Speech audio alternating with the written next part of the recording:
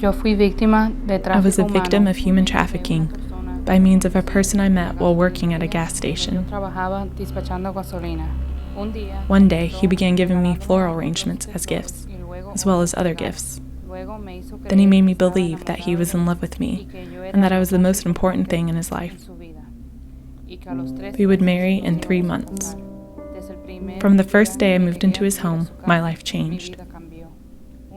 One day, he took me for a walk into the forest. It was there that he told me that he and his family prostituted women. There I learned to obey and survive. He told me that I had to work in a club, and in those places I had to drink with clients. I felt very dirty. He told me that it was normal, and that little by little I would get used to it. I told him that I didn't like this life. It was there that he began to hit me and threaten to kill me.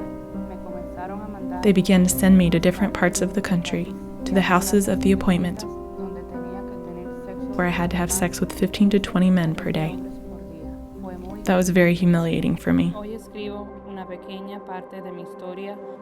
Today, I write a small part of my story, of what I lived through as a victim of human trafficking.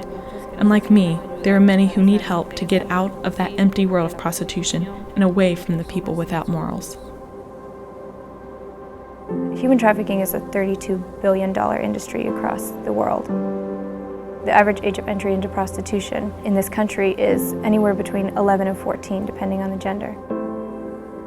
North Carolina is ranked in the top 10 states in the U.S. for human trafficking, so we know that there's a lot more going on than what we're actually seeing. Project FIGHT stands for Freeing Individuals Gripped by Human Trafficking. And whether it's a young woman who's being sex traded or if it's a young man who's being trafficked in labor, our Project FIGHT is there to free those who are gripped in human trafficking.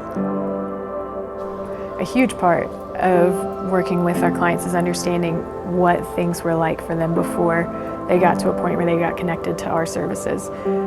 Trauma plays a huge role in each of our clients' lives. So you might say at one point, well, why don't you just leave? Why can't you just leave? You're walking on the street, there's nobody watching you, just run, just go. But the one problem is these people don't know where to go, and they don't know that they're victims of human trafficking, and they certainly don't think that they're victims of slavery.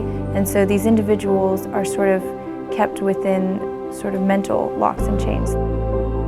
We really do try to hold these foundational principles of these individuals are incredibly strong, they're incredibly resilient, and it's really important that we work with their trauma and hold an awareness of it. The program is designed to provide case management for survivors of trafficking, as well as to be a tool for training, advocacy, and awareness in the community. In my work with Project FIGHT, I get to see the hope that there is for these individuals every single day. I think that the more community awareness that we have, community involvement that we have, and support that we have will just enhance our ability and Salvation Army's ability and this community's ability to continue addressing this issue and helping these individuals rebuild their lives.